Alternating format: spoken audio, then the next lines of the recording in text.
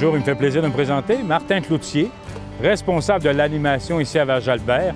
Et aussi, j'incarne le rôle du maire ici en 1921, M. Ouellet Fortin, le maire du village en 1921. Val-Jalbert, c'est quoi au juste? C'est un petit village mono-industriel. Tout le monde qui demeurait ici à l'époque vivait de la compagnie qui était la pulperie.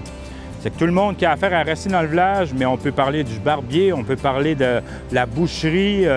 La seule chose qu'on n'avait pas, c'était le docteur. On avait même notre banque, notre caisse. On était un petit village autosuffisant, mais qui était le plus moderne de toute la province de Québec à l'époque. On était même comparé à Boston. Quand on parle juste des services, l'eau courante, l'électricité, les égouts, déjà à partir de 1908, ici au village, c'est exceptionnel, c'est vraiment impressionnant. 25 ans d'histoire, Val-Jalbert, mais vraiment 25 ans parachutés avant son temps. C'est ça qui est très spécial. Val-Jalbert, on va lui donner ce nom-là en 1913, quand on va commencer à faire les lettres patentes pour devenir municipalité.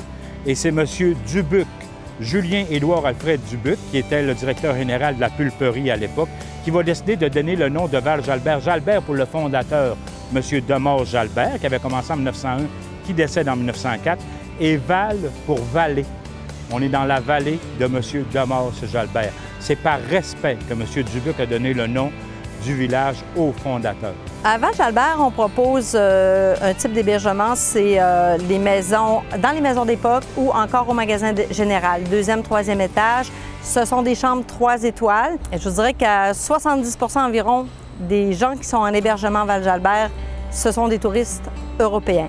Autrement, pour la visite, on compte 90 000 visiteurs environ par année, sans compter le camping où on va approcher les 30 000 visiteurs. Le moulin va fermer, lui, en 1927, le 13 août 1927, mais les derniers à quitter le village, 1933. On met un gardien, il n'y a plus personne qui doit venir ici jusqu'en 1963, où Val-Jalbert va tomber dans les mains du gouvernement du Québec au ministère Chasse et Pêche. C'est eux autres qui vont décider de réouvrir les portes du petit village abandonné pour que les gens viennent visiter. Mais on ne fait aucun aménagement jusqu'au début des années 80. D'où part beaucoup l'étiquetage de Val-Jalbert village fantôme que vous avez sûrement entendu parler. C'est vraiment pour les années d'abandon de 63 à 80 que tout est placardé. On ne peut pas rentrer dans pratiquement aucun bâtiment.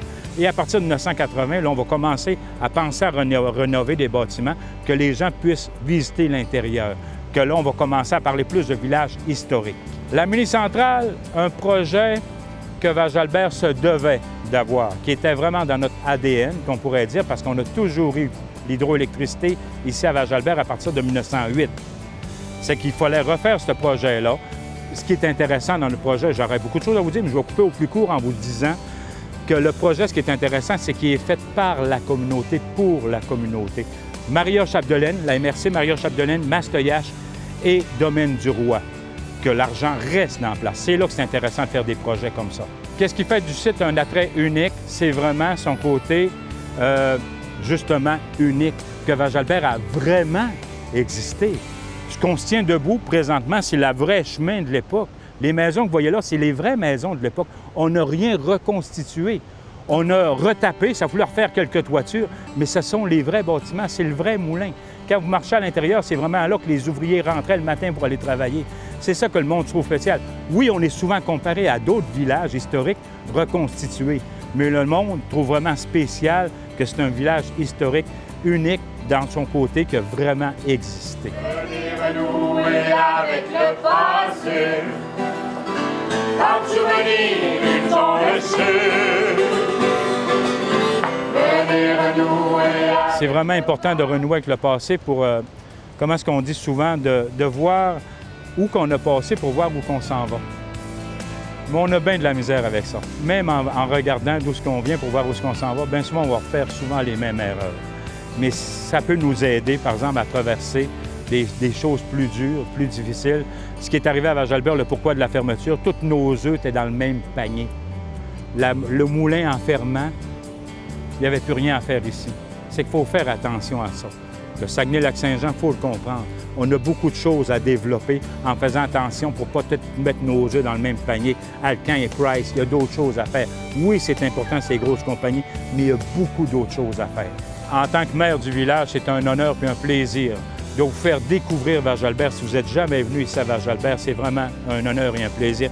Et pour ceux qui sont déjà venus, c'est un honneur et un plaisir de vous faire redécouvrir Val-Jalbert parce que dans les 7 dernières années, on a investi 21 millions. Laissez-moi vous dire qu'on a fait de belles choses, mais toujours dans le respect de l'époque.